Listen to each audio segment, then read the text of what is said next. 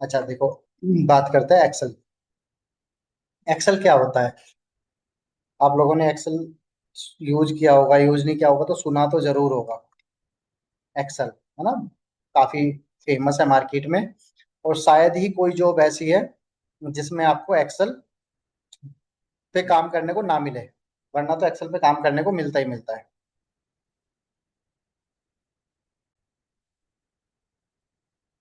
तो एक्सेल में प्रोफिशिएंसी होना आज के टाइम में बहुत जरूरी है, क्योंकि जितनी भी कंपनीज है सबको चाहिए होता है ऐसा पर्सन जिसको एक्सेल आता हो। और जितना एडवांस लेवल का आपको एक्सेल आएगा, उतने ही ज्यादा चांस होंगे आपके जॉब लेने के। तो एक्सेल को अगर परिभाषित करना हो, एक्सेल को अगर डिफाइन करना हो तो क्या बोलोगे?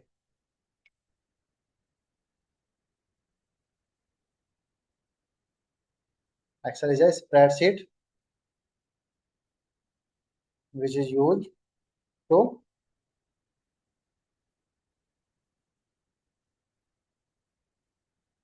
manipulate data, data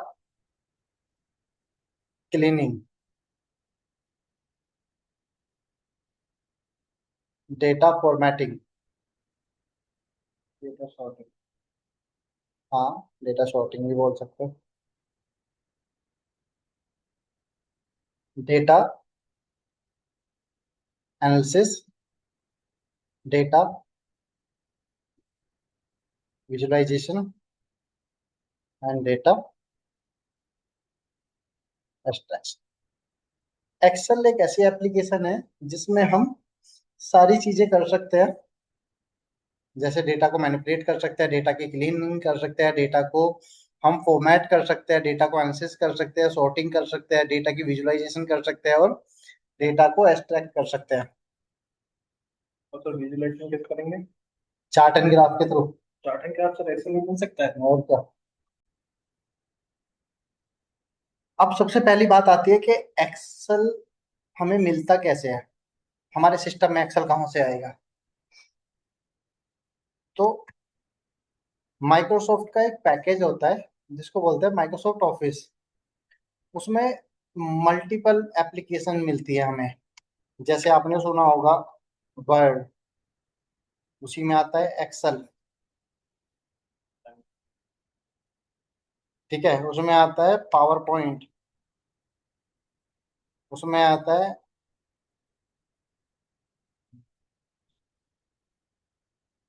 उसमें आता है एक्सेस। ठीक है, उसमें होता है एक आउटलुक, एक होता है वीजियो, एक होता है प्रोजेक्ट। ठीक है, इस तरह की और भी एप्लीकेशंस उसमें होती है।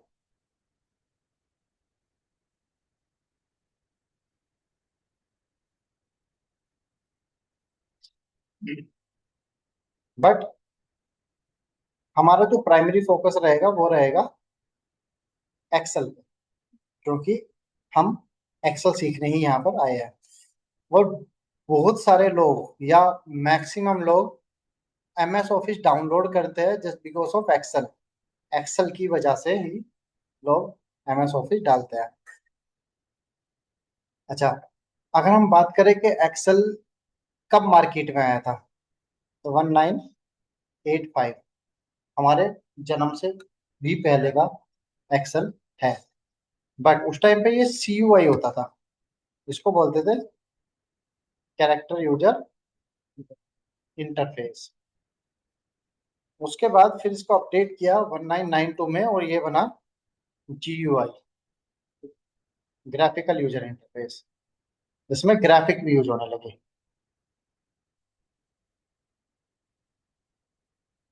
उसके बाद 1995 में आया, 1997 में अपडेट आए, इसके नए नए अपडेट आते हैं ना। फिर 2000 में आया, 2003, 2005, 2007, 2010, फिर 2013 में आया था एक वर्जन इसका, 2016 में आया, 2019, 2021, और फिर आया 2024 में। 2024, हम 2024 वाला ही एक्सेल सीखेंगे। अब इसमें क्या है, एआई भी ऐड कर दिया है।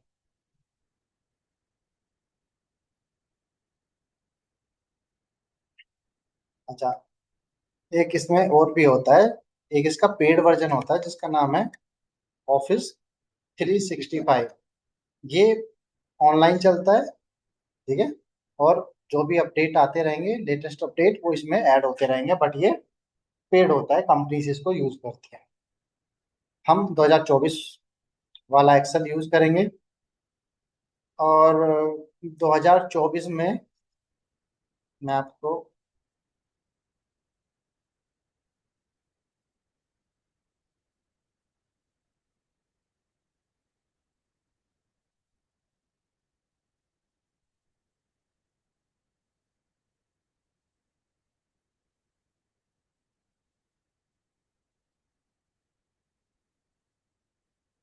ये वीडियो है,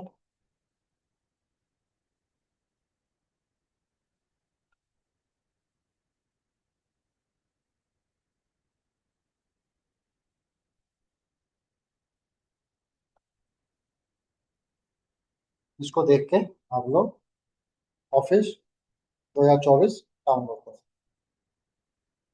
ठीक है।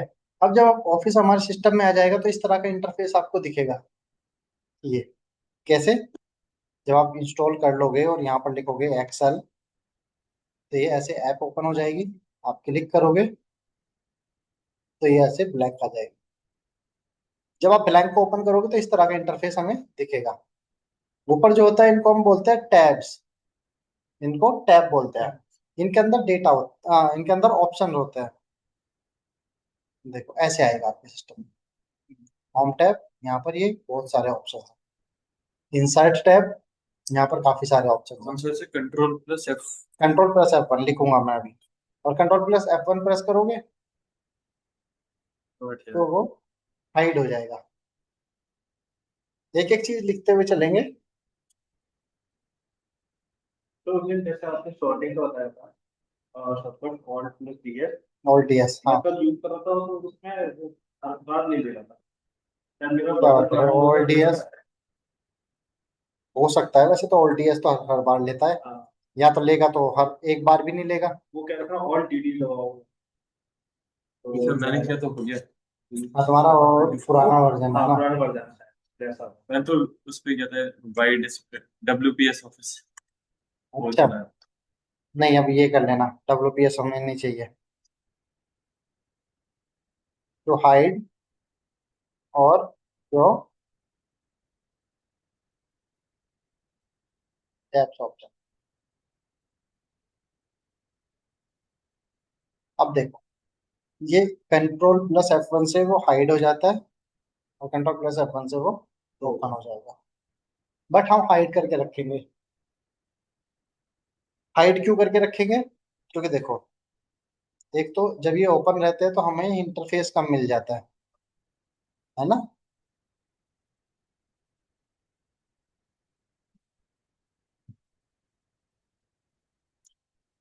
कंट्रोल का बटन कम कहाँ पे दबाया है?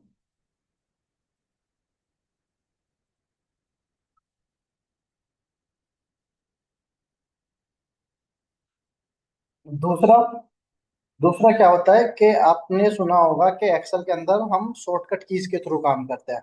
जैसे ऑल्ट डीएस की बात कर रहे हो आप अभी।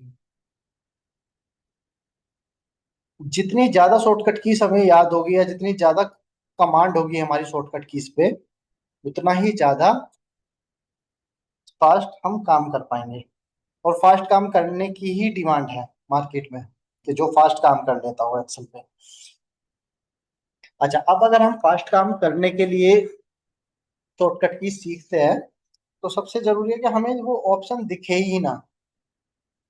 क्योंकि अगर हमें यहाँ पे मान लो बॉर्डर लगाना है, और ये यहाँ पर दिख रहा है, तो हमारा कर्सर बार बार यहीं भागेगा, है ना। अगर कर्सर नहीं भागाना है हमें, तो उसको हम क्या करेंगे, हाइड करके रखेंगे ऐसे, कि भाई हमें ना ऑप्शन दिखेगा, ना हम उनको यूज करेंगे। जब हमें ऑप्शन नहीं दिखेगा तो हमारा दिमाग ऑटोमेटिक भागेगा किस तरफ, शॉर्टकट कीज की तरफ, याद करेगा वो कि क्या शॉर्टकट कीज है। और जितना ज्यादा आप काम करोगे शॉर्टकट कीज पे, उतना ही ज्यादा हैंड्स ऑन आप होते चले जाओगे। इसलिए दो कारण होते हैं कि हम उसको हाइड करके रखते हैं। कुछ दिन अजीब सा लगेगा, फिर अपने आप आदत हो जाएगी।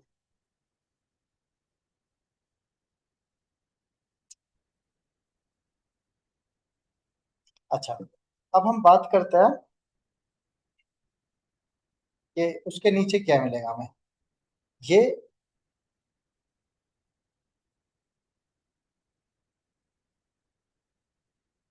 एक बॉक्स है, जिसको हम बोलते हैं नेम बॉक्स। ये वाला बॉक्स, तो ये क्या करता है, name box to show cells address. Cells का एड्रेस दिखा देता है कि भाई आपका जो कर्सर है वो किस में है, कौन सी सेल में है। दिखा रहा है ना, E29।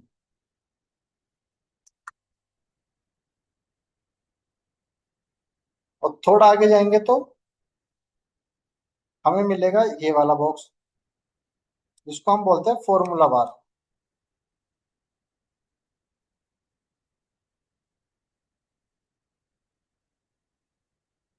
To show cells content. ये सेल का कंटेंट शो करता है कि सेल के अंदर लिखा क्या है। देखो कई बार ऐसे होता है ना कि हमने मान लो फंक्शन लिख दिया, बट इसने जो आउटपुट दिया है वो दिया है 23। हम्म। तो एक सेकंड रुकना जरा। हाँ जी।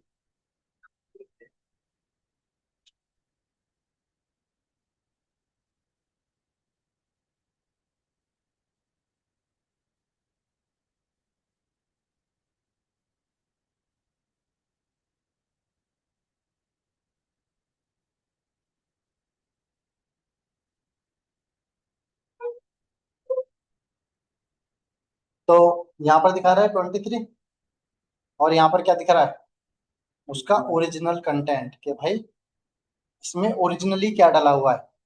यहाँ पर दिखा सकता है 23, बट उसका ओरिजिनल कंटेंट यहाँ पर दिखेगा। हाँ, जैसे एडिशन करेंगे तो वहाँ एडिशन करेगा कि क्या चीज कराया है। वो रिजल्ट आएगा। हाँ, नीचे रिजल्ट आएगा, नीचे रिजल्ट और आता यहाँ है, पर फॉर्मूला आएगा। फॉर्मूला दिखाएगा। उसके नीचे जाओगे तो यहाँ पर आपको ABCD लिखा दिखेगा ऐसे, और इसके ऊपर आप क्लिक करोगे तो ये वर्टिकल इसको सेलेक्ट करेगा। इसको हम बोलते हैं कॉलम,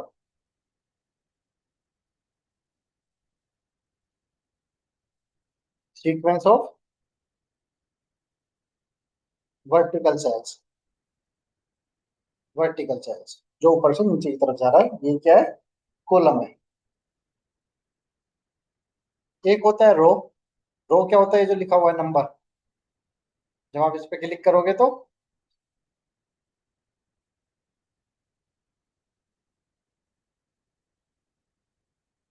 सीक्वेंस ऑफ, क्या बोलेंगे इसको, horizontal. Sequence of horizontal sales.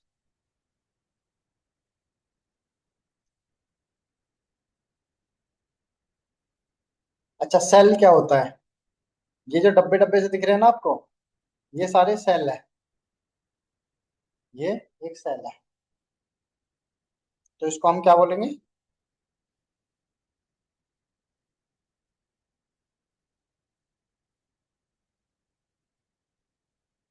Intersection of row and column. Row और कॉलम जहां भी टकरा जाएंगे, इंटरसेक्ट हो जाएंगे एक दूसरे से, वहां पर सेल बन जाएगी। जैसे ये है, तो ये इधर से आके टकराया और ये ऊपर से आके टकराया, ये बन जाएगा सेल।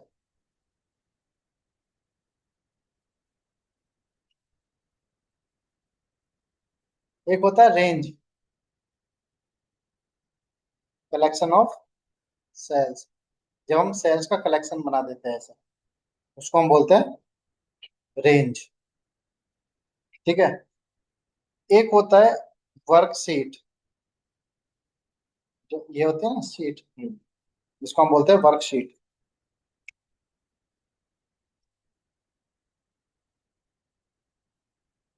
ये होता है कलेक्शन ऑफ रेंज। एक होता है वर्कबुक।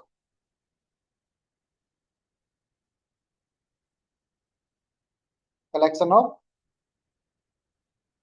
वर्कशीट्स। वर्कबुक बोले तो नीचे लिखा हुआ है बुक 1। एक्सेल की फाइल बोल देते हैं जिसको नॉर्मल भाषा में, वो जिस पे हम काम कर रहे हैं, ये वाला एक्सेल की फाइल। ठीक है, तो ये एक हायरार्की होती है। रो और कॉलम मिलके बनता है सेल, सेल मिलके बनता है रेंज, रेंज मिलके बनता है वर्कबुक, वर्कशीट सॉरी, और वर्कशीट मिलके बनता है वर्कबुक।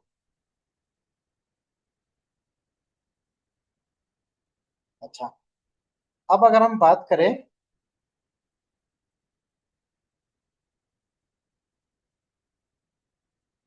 टाइप्स ऑफ रेंज की, पहले रेंज की बात करते हैं।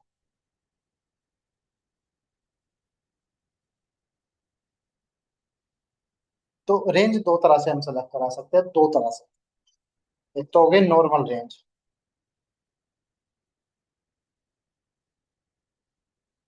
और एक होती है नेमिंग रेंज।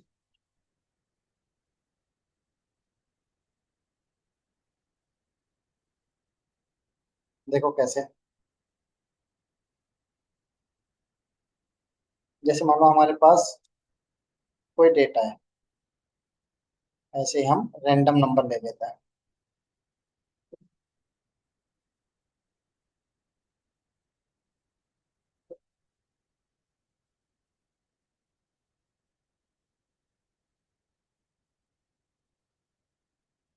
एक तो हो गया कि हमने भाई इसको ऐसे सेलेक्ट करा दिया, ये हो गई नॉर्मल रेंज। हमने इसको सेलेक्ट किया ऐसे।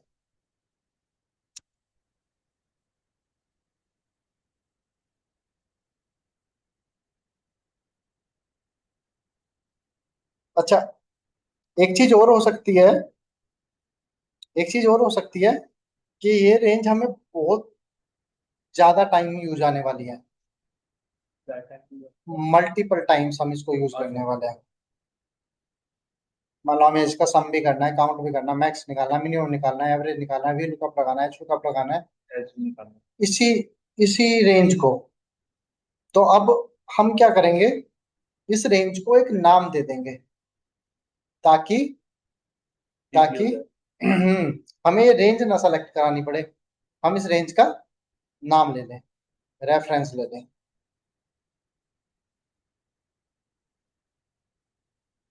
तो नाम देने के लिए क्या होता है, यहाँ से और यहाँ तक हमने सेलेक्ट किया और यहाँ चले गए।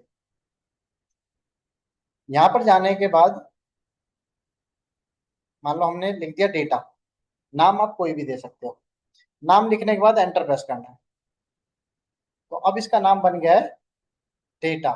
देखो जब आप इक्वल लगा के डेटा लिखोगे ना, तो वो रेंज सेलेक्ट हो जाएगी। जैसे हम किसी ऑब्जेक्ट को नाम नहीं दे देते, हाँ, कार को नाम दे दिया हमने, है ना, ट्रक दे दिया, हाथी दे दिया। वरना तो अगर एक गाड़ी जा रही है और आपको नहीं पता कि इसको कार बोलते हैं, तो आप कैसे एक्सप्लेन करोगे उसको, है ना। या फिर किसी ऐसे पर्सन से आपको काम कराना हो जिसको, जिसका नाम आपको नहीं पता है, या किसी ऐसे पर्सन का रेफरेंस देना जिसका नाम नहीं पता, तो कैसे बताओगे। अब मैं बोलूं सलमान खान की एक फिल्म आ रही है, तो तुम समझ जाओगे ना सलमान खान किसकी बात हो रही है ना।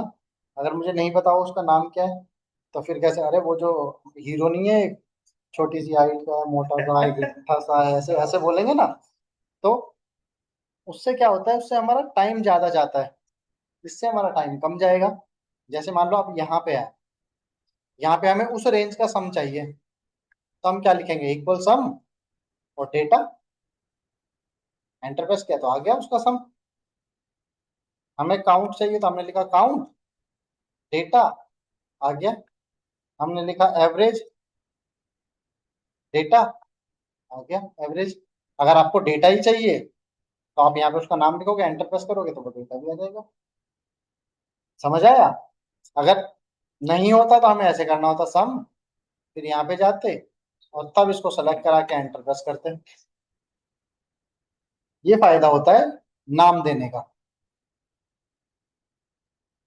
समझ आ गया ये?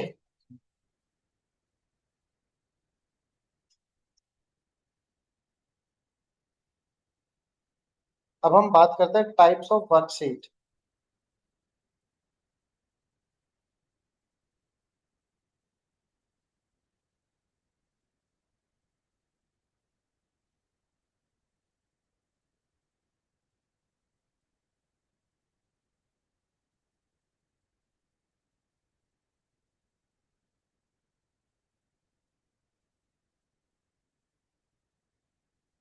देखो, वर्कशीट हमारी होती है तीन तरह की। एक होती है नॉर्मल शीट, 99.9% हम इसी पे काम करेंगे। और इसको ऐड करने के लिए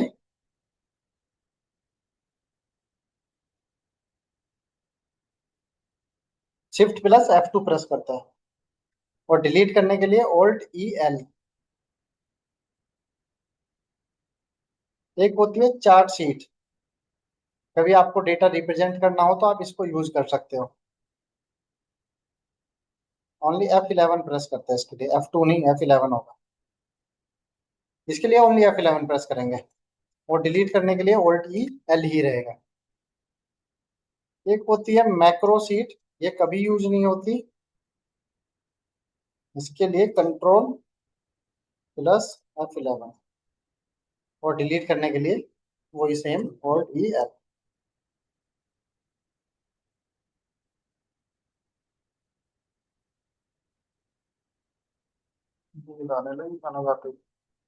अब अब एक चीज समझो, जब हम शॉर्टकट की बना रहे हैं तो कुछ कंट्रोल के साथ है, कुछ शिफ्ट के साथ है, कुछ ऑल्ट के साथ है ना?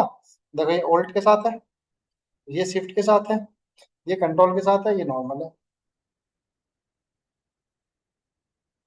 अच्छा, कंट्रोल और शिफ्ट, इन दो के साथ जो भी शॉर्टकट की होती है, बनती है, वो क्या होता है? प्रेस एंड होल्ड करके रखना होता है। कंट्रोल और शिफ्ट को प्रेस एंड होल्ड करके रखना होता है। जैसे हमें शिफ्ट है, सीट ऐड करनी है तो शिफ्ट को प्रेस करके रखेंगे और F11 सॉरी प्रेस करेंगे। आ गया ना? बट अगर डिलीट करना है तो ऑल्ट प्रेस किया, छोड़ दिया, EL। समझ गए? शायद मैं सर ये गलती कर रहा हूँ, ऑल्ट प्लस डी एच होगा ना, और कौन से दबा कर था, फिर डी एस अच्छा, Alt+D+S ऐसे कर रहे होगे? वो इसलिए भूल गया। नहीं नहीं नहीं। ऑल्ट प्लस डी एस, हम्म। तो वरना फोल्डर नहीं करना। नहीं, ऑल्ट के साथ जितनी भी शॉर्टकट की चलेंगी उसमें alt press single time press रहेगा। डिलीट। हाँ, एक बार प्रेस किया, बस फिर जो भी की प्रेस करनी है कर लो।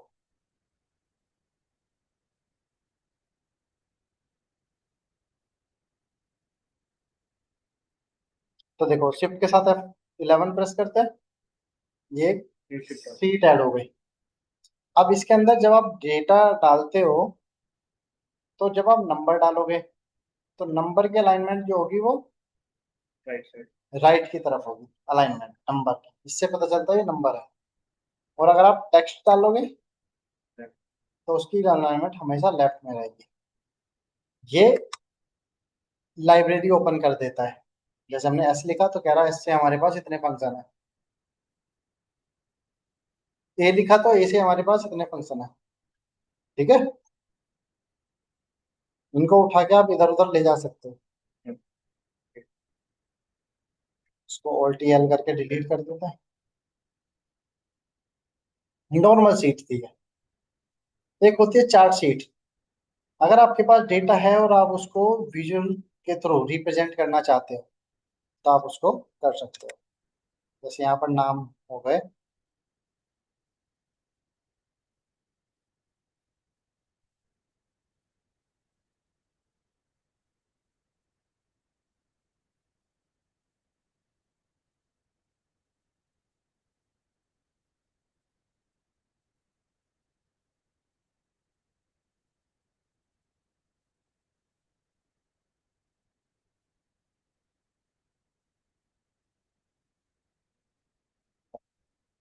और मान लो यहाँ पर लिखा हुआ है उनका टारगेट।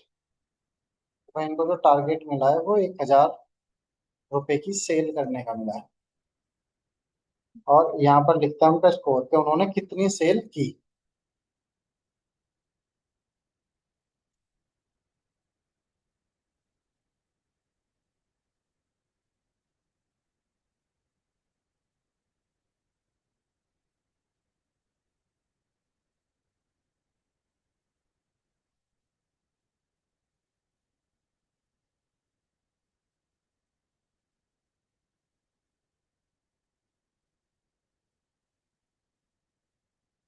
अच्छा, अब अब हमें ये डेटा ग्राफिक के थ्रू रिप्रेजेंट करना है। तो क्या प्रेस करना होगा हमें? देखो हमने यहाँ पे 11 प्रेस किया। लैपटॉप नहीं हो जाएगी। लॉक की रहा FN के साथ। देखो ये डेटा। हाँ, अब आप चाहो तो यहाँ पे जाके इसका डेटा लेवल तैयार कर सकते हो।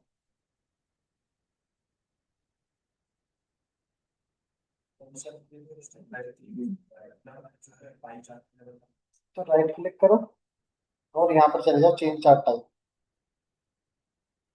अब पाई चार्ट ऐसा नहीं है कि हर डेटा पे काम करता है, वो इंफॉर्मेशन दिखाता है। अगर हमें सिर्फ ये देखना होता कि स्कोर क्या है, तो ये वो स्कोर दिखा देता।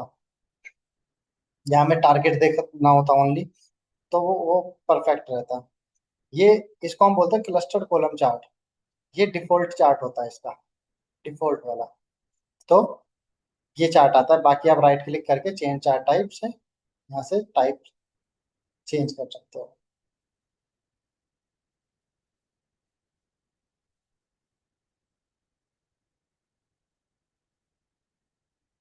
जैसा भी आपको चाहिए आप ले सकते हो।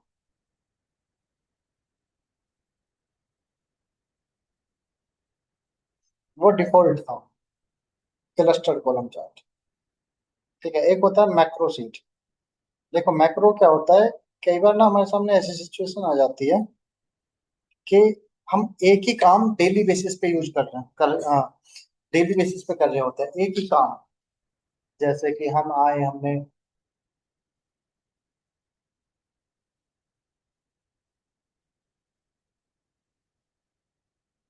हम ऑफिस पहुंचे, हमने सॉफ्टवेयर से डेटा फैच किया, और अब उस डेटा को 1 घंटे मेहनत करके तैयार किया, रिपोर्ट बनाई और मैनेजर को दे दिया। कल फिर आए, फिर मेहनत की, मतलब डेटा निकाला, 1 घंटे मेहनत की, रिपोर्ट बनाई, मैनेजर को दे दिया। कल फिर आएंगे, फिर डेटा निकालेंगे, 1 घंटा मेहनत करेंगे और डेटा मैनेजर को दे देंगे। तो अगर ऐसे टास्क आप परफॉर्म कर रहे हो, बिल्कुल सेम टास्क आप डेली परफॉर्म करने के काम है आपका, तो आप उसको ना मैक्रो के थ्रू रिकॉर्ड करके रख सकते हो, ताकि कल आप आओ तो उस टास्क को मैक्रो के थ्रू कर लो। जैसे एक छोटा सा एग्जांपल मैं आपको दिखाता हूँ।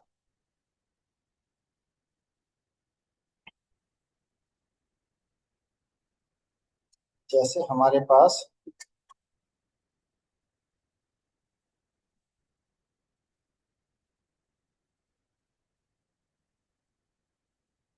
ये डेटा है, ठीक है। हमने सॉफ्टवेयर से डेटा लिया, वो इस तरह से आता है। अब हमें इस पे डेली काम करना होता है। हम्म काम करना होता है, मान लो हमें इस पे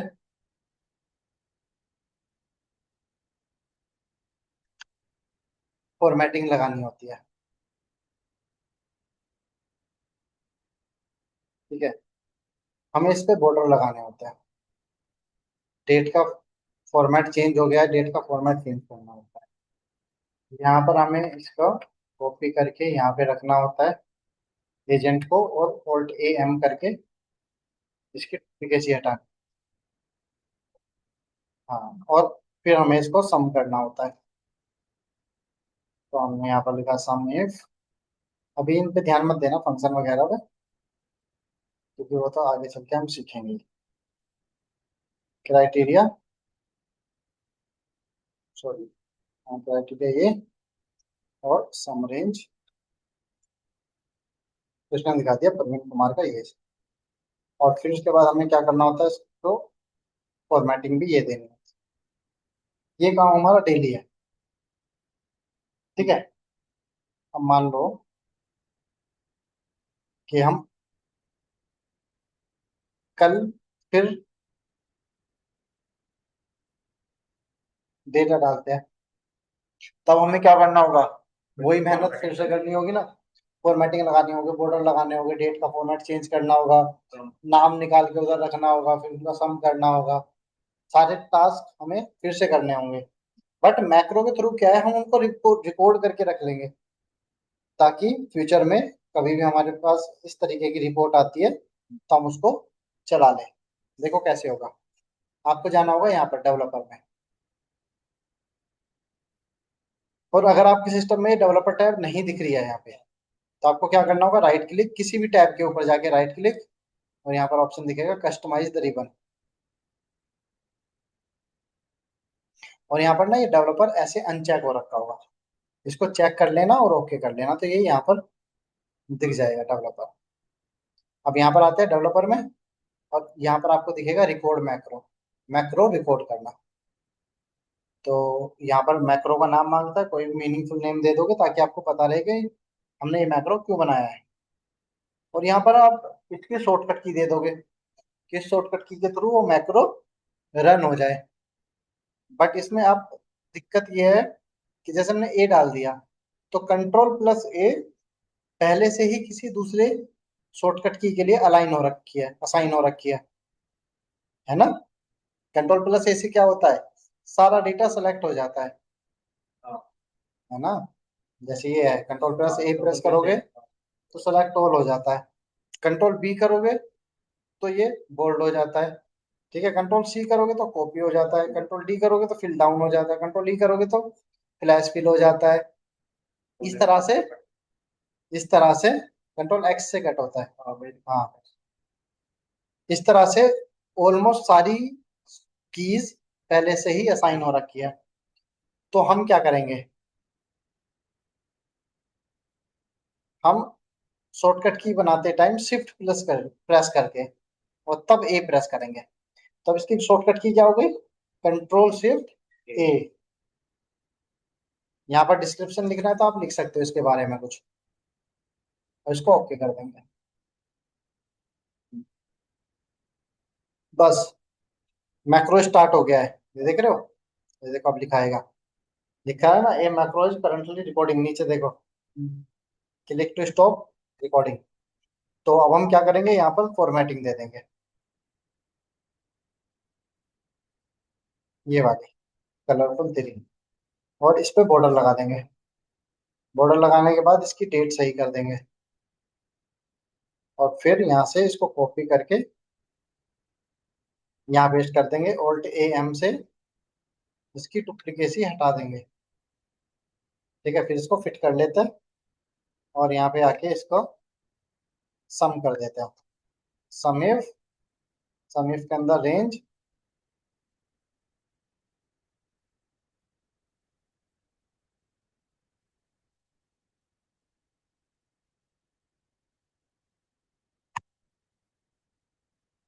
क्राइटेरिया, और सम रेंज,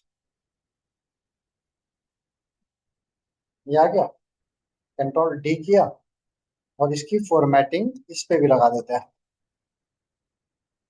सही है यहाँ तक। हम्म। और मान लो हमने इस डेटा से ऑल्ट एंड वी टी करके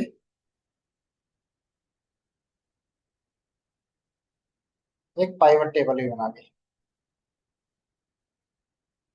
ऐसे ही हम कर रहे हैं काम, ज्यादा से ज्यादा काम।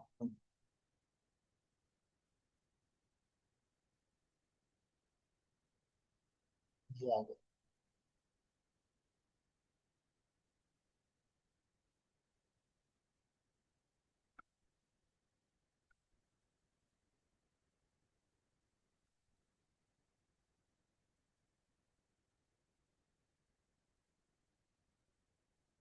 ये हो गया।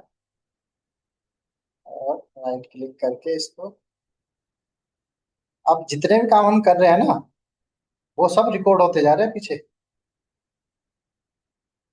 जहां जहां भी हम जा रहे हैं, जो जो भी हम काम कर रहे हैं, वो सब। अच्छा, ठीक है, इतना काम हो गया। और अब हम मैक्रो को कर देते हैं बंद, यहाँ से, या फिर यहाँ से भी कर सकते हो, डेवलपर में जाके स्टॉप का ऑप्शन आता है यहाँ पे। ठीक है। तो अब ये फाइल सेव हो जाएगी। नहीं, फाइल नहीं। मैक्रो सेव नहीं होगा सर ये? हाँ, ये स्टेप्स हाँ, स्टेप के, सर। यहाँ से यहाँ गए, यहाँ से यहाँ किया है, स्टेप सेव हो रहे हैं, ना कि डेटा। सर वो स्टेप कहाँ सेव होंगे? अभी दिखाऊंगा। अब जैसे हम कल फिर आए,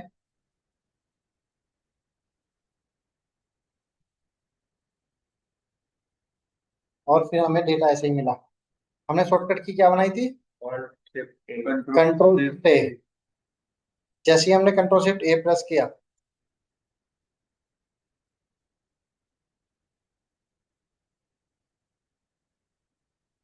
ठीक है, एरर आया है कुछ।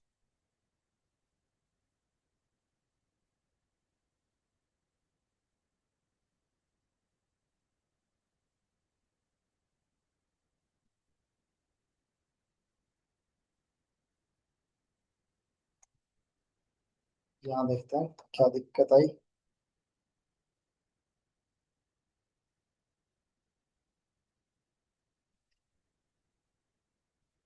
इसने वहां पे यहाँ क्यों उठा है?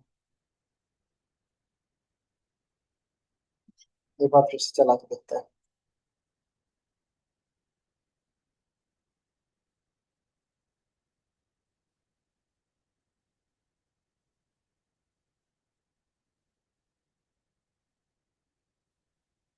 पहले इसको बंद करना होगा।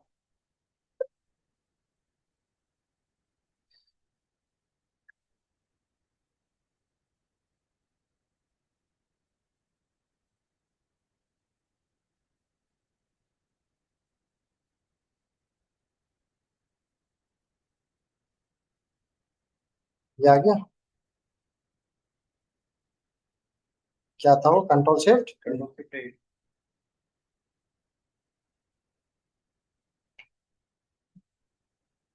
ऑब्जेक्ट रिक्वायर्ड बता रहा है ये।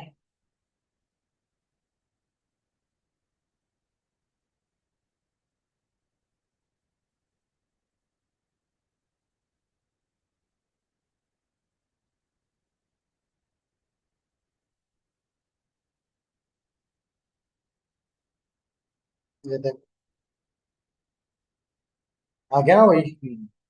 तो जो काम हम घंटों लगा के करते हैं, उसको ये सेकंडों में कर देता है। उसको ये सेकंडों में कर मतलब देता है। सर वो सही करा था, अब वो करेक्टली इम्प्लीमेंट हो गया है। हाँ, किसी कोई भी डेटा हो। हाँ, कोई भी नई फाइल खोलेंगे तो वो हमेशा इम्प्लीमेंट करेगा। बिल्कुल करेगा। सर ये जैसे नहीं, हमने। नई फाइल के लिए नहीं, हाँ, इस वर्कबुक के लिए। पुरानी फाइल। हाँ, पुरानी नहीं फाइल सर, के जैसे लिए। हमें नया डाटा मिला, नया डाटा पे हमें फिर से वही इम्प्लीमेंट करना है तो हम वही तो यूज हाँ, नहीं कर पाएंगे। कर सकते हो, देखो करके देख लेते हैं एक बार। कॉपी किया, एक नई वर्कबुक ली, आ गया, ठीक है, और कंट्रोल शिफ्ट ए प्रेस किया। देख रहे हो? ये टीबग आ जा रहा है इसमें, प्राइवेट टेबल में। हम्म, जो प्राइवेट टेबल है ना, वहां पर टीबग आ जा रहा है। वैसे आप देखोगे तो ये इम्प्लीमेंट हो। चल गया। हाँ। नहीं वर्क, बस टास्क वही करेगा जो आपने रिकॉर्ड कर रखा है। अगर आप सोचो कि कुछ नया करके दे दे, उसके तो लिए नया नहीं करेगा। हाँ, ऐड ऑन करेंगे तभी। अच्छा तो अगर सर। आपने सुरेश लिखा है, हाँ। तो सुरेश ही लिखेगा वो। आप ये उससे उम्मीद करो कि अगली बार में रमेश लिख देगा, नहीं नहीं सर, जैसे कि तो रमेश नहीं लिखेगा। हमारी फाइल है, जैसे नाम चेंज है और अकाउंट टाइप और ये सब कुछ, हाँ, ये सब चलेगा। तो अगर ये सब चीज अलग अलग चेंज हो गए तो तो चलेगा, हाँ बिल्कुल इम्प्लीमेंट होगा चलेगा, उसके बिल्कुल अंदर। चलेगा। देखो, हम उसको हटा देते हैं, जैसे ये डेटा। ठीक है। अब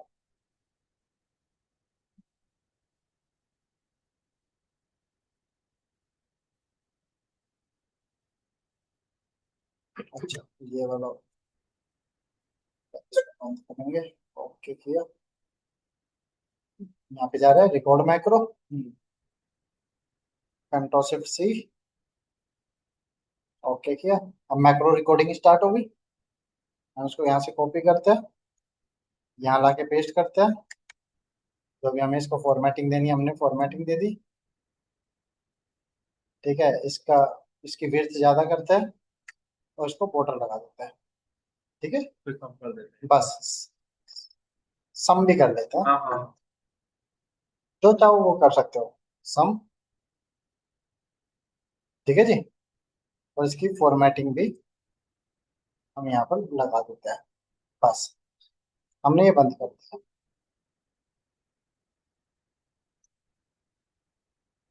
तो मतलब ये डिलीट हो फाइल गया। हमने पहले सेव करो। नहीं, फाइल सेव नहीं हुई, वो तो रिकॉर्ड हुए हैं, जो स्टेप्स चले हैं। हाँ अब देखो, जैसे हमने यहाँ तक डाल दिया, हाँ। यहाँ तक डाल दिया डेटा। हाँ, कंट्रोल शिफ्ट सी प्रेस किया, है ना। तो उसे उसे ये फर्क नहीं पड़ता कि इसके अंदर लिखा क्या है।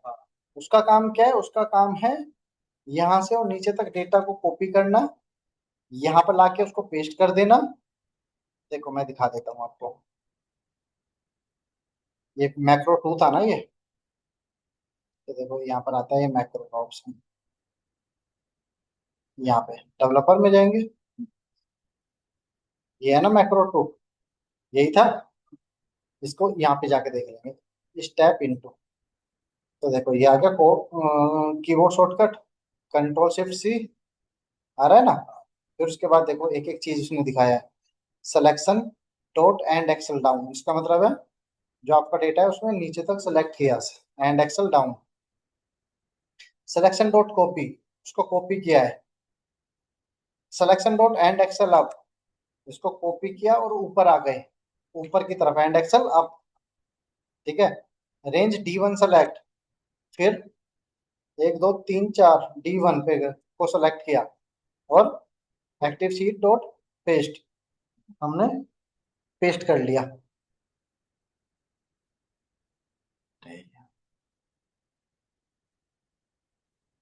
अपना हॉटस्पॉट ऑन करना, अभिषेक करना, कोई सा करना, हॉटस्पॉट ऑन करो। हॉटस्पॉट है। हम्म। अरे मेरा फोन ही स्विच ऑफ पड़ा हुआ है, तभी इतनी देर से शांति सी छाई हुई है।